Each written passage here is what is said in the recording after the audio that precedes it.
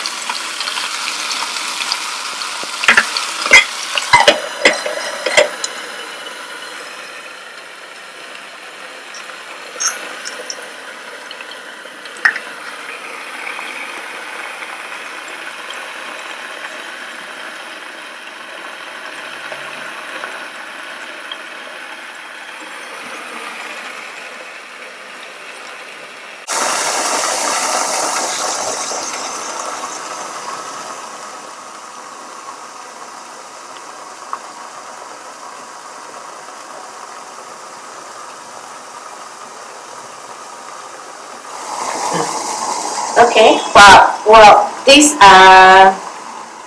let's talk about how we wait for this. Let me have a look at the chicken. Yeah, you can see that the chicken is very red already, and it's very colorful actually. So just now I only put a bit of water in so that the chicken will not you won't burn the chicken because of the all these untitled and the fermented BEANCURD. It might get the chicken a bit burnt, so you just have a bit of water in. That is enough. Okay, we just let it continue to simmer for it a while. So while we wait for that to be done, yeah, just want to talk about for me,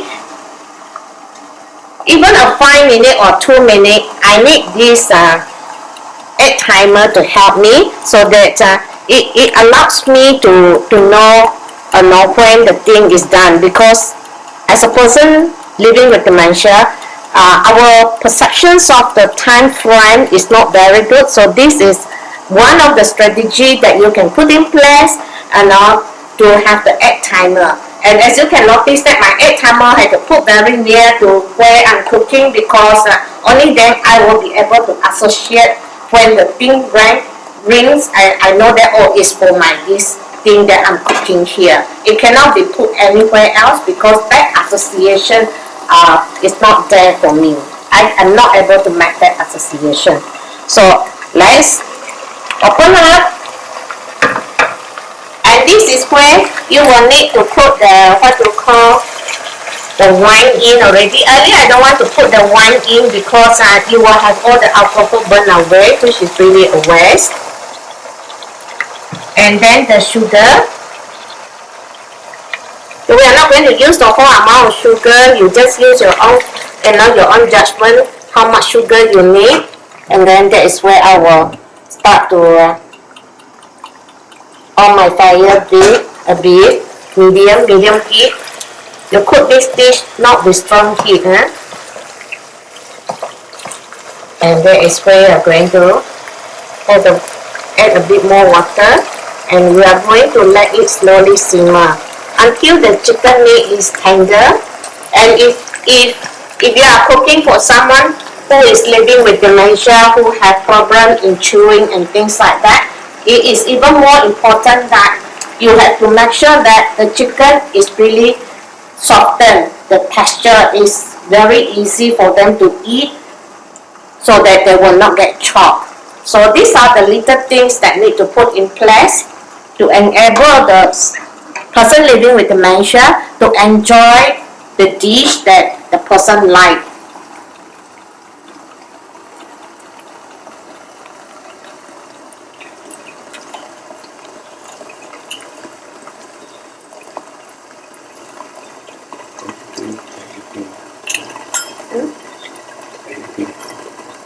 Now this is another time for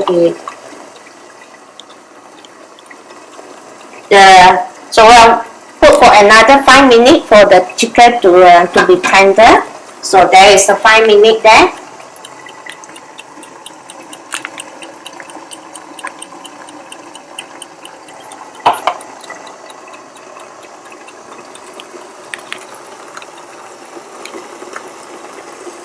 So remember, when doing the simmering, please use the lowest heat possible.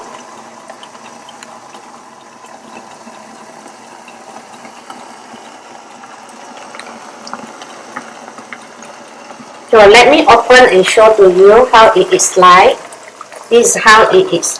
The water cannot be too much. It will be just a nice amount to cover the chicken, so that the chicken will be able to slowly simmer and sufficient for it to do its cooking to be tender. You don't want a dry one, but neither do you want a too liquid one. It's not a soup. So in another 2 minutes, the chicken will be more or less done. So just want to say that cooking is possible for people living with dementia if you put things into if you use some kind of strategy to enable the person living with dementia to continue cooking. And as you can see that on my kitchen countertop here, I have a basket here on my left hand side. It's because this is where I will put my knife or anything like scissor or things that I use in the food preparation. So because I'm a right-hander, so after I use my knife, I will always cross my meat line and put it over to this side. So in a way, it consciously telling me that I'm handling a sharp knife, and this is very important so that I won't injure myself, which I used to be last time, and I cut myself. I had to go to the nearest clinic to attend to get the first aid. But then after I found this method, I have no issue with handling knives. So let's open up and have a look.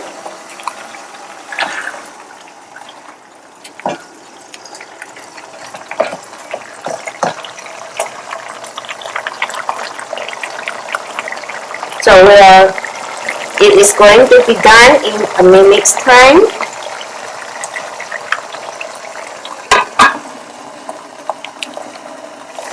So you can see that the sauce has reduced quite a lot.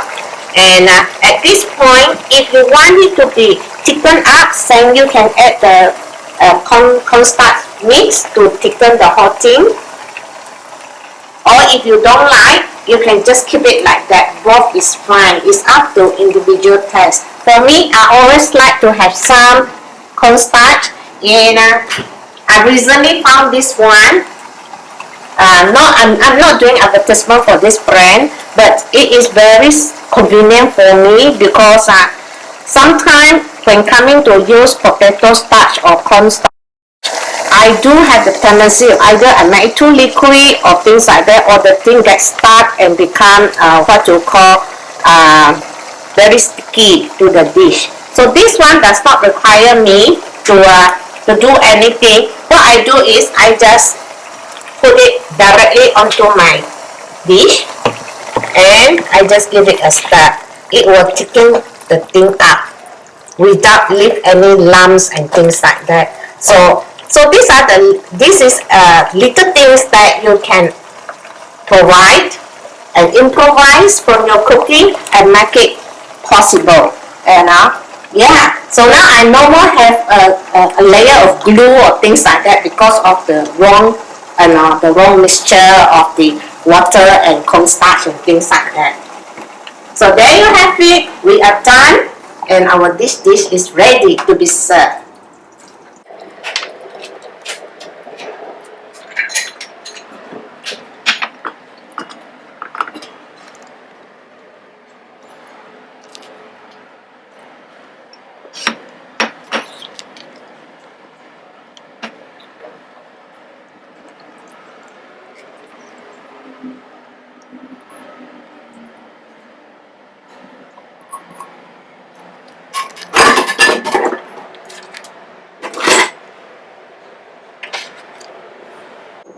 And there you have it, the Untitled Chicken or the red wine residue chicken from Sarawak.